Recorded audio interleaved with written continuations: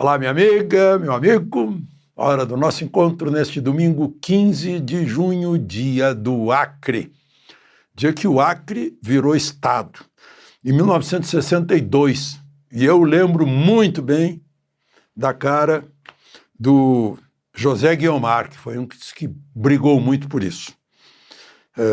Mas o Acre tem uma história muito maior do que essa. Além dos meus amigos do Acre, meu amigo de hoje, comandante Batista, mas foi meu chefe, o Armando Nogueira, criador do Jornal Nacional, de Chapuri também, meu grande e inesquecível amigo, Jarbas Passarinho, de Chapuri, o Jadib Jatene, ministro da Saúde, grande cardiologista, com quem eu conversei muitas vezes, e a história do Acre é maior do que isso.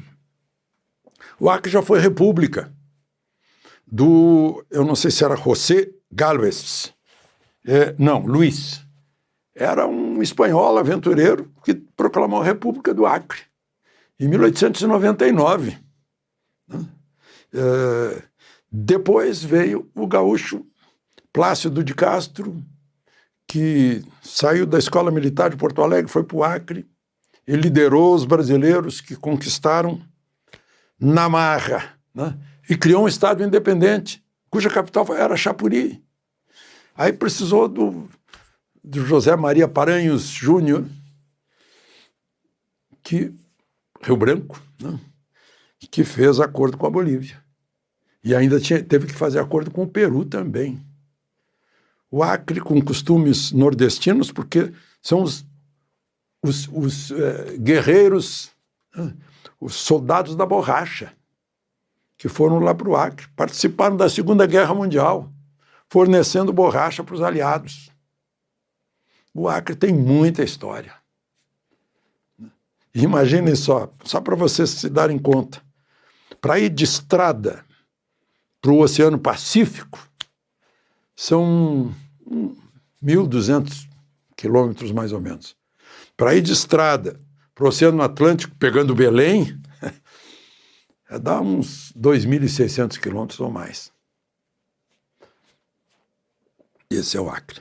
Bom, e num 15 de junho de 1215, lançaram-se as bases dos direitos humanos e das liberdades. A Magna Carta, imposta ao rei João, para limitar os poderes do rei. É isso que fazem as constituições, limitar os poderes do Estado e garantir as liberdades, principalmente a liberdade de manifestação, liberdade de expressão. Olhem só um resuminho da Magna Carta. Ninguém será preso, eu estou fazendo o resumo, ninguém será preso, perderá seus bens, a não ser pelo devido processo legal. 1215? Será que já não é hora de aprender? Está na nossa Constituição tudo isso. Artigo 5º, cláusula pétrea, sagrada. Nem o atual Congresso pode mexer ou alterar. Ninguém pode. A não ser uma nova Assembleia Constituinte recebendo a delegação do voto dos brasileiros, que são a fonte do poder. Lembre-se de se inscrever e, ao final, de deixar o gostei ou não gostei. Então, vamos à conversa de hoje.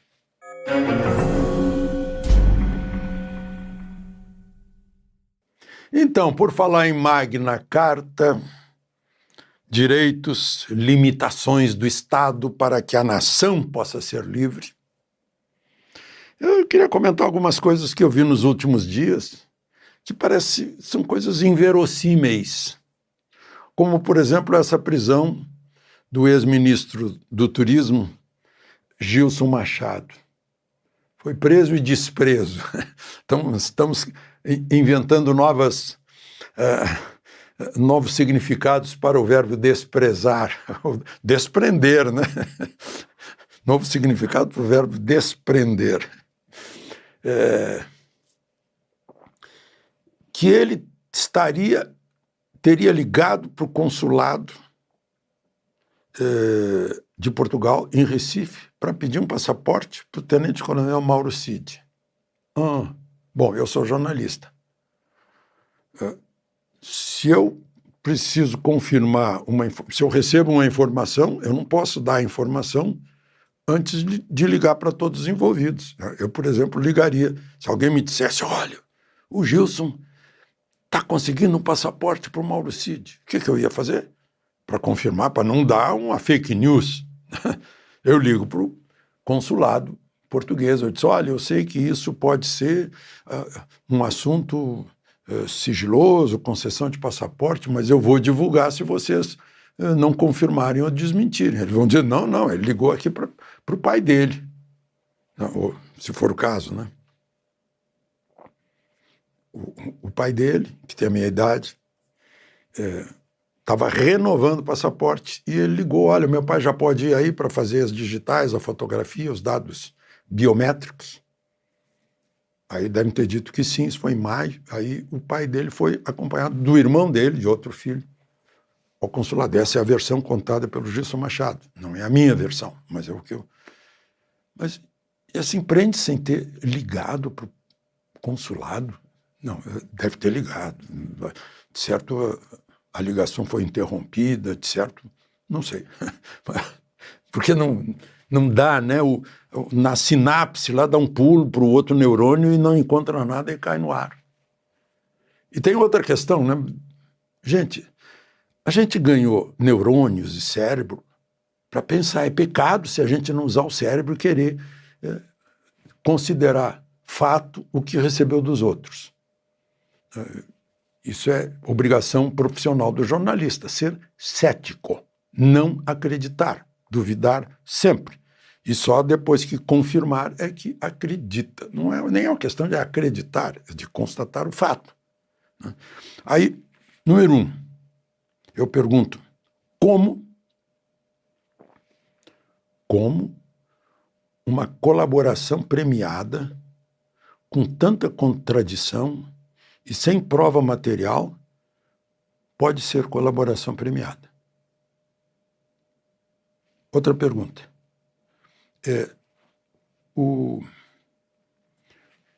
Eu ouvi o ministro Moraes dizer que as plataformas não têm isenção, não têm neutralidade, que têm lado e têm ideologia. Isso posto, com essa crença, entrega-se às plataformas o poder de decidir se isso pode ou não pode ser divulgado?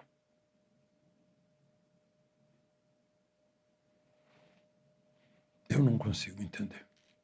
Não contraria a lógica, a razão sob a qual a gente tem que viver, ou a gente vive num mundo alienado. Não? Bom, guerra. Irã-Iraque. Perdão, Irã-Iraque já foi, né? 1990, por aí. Foi muita guerra.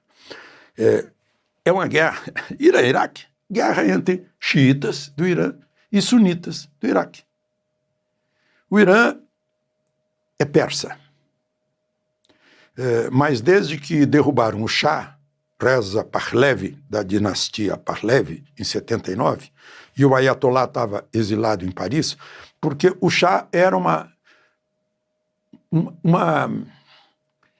um regime, uma monarquia constitucional, mas pouco a pouco ele foi indo para um regime totalitário. E aí foi deposto. Exilou-se nos Estados Unidos, né? E assumiram os ayatollahs e ficou pior. Porque aí estabeleceu-se um regime teocrático, é de Deus, é do Islã, e xiita. Foi um xiita que tentou me matar em Beirute, descarregou um Kalashnikov, um AK-47. Sorte minha, eu sou infante e conheço o zumbido. Na primeira rajada eu já estava no chão, né? Bom, mas enfim, isso é outra história.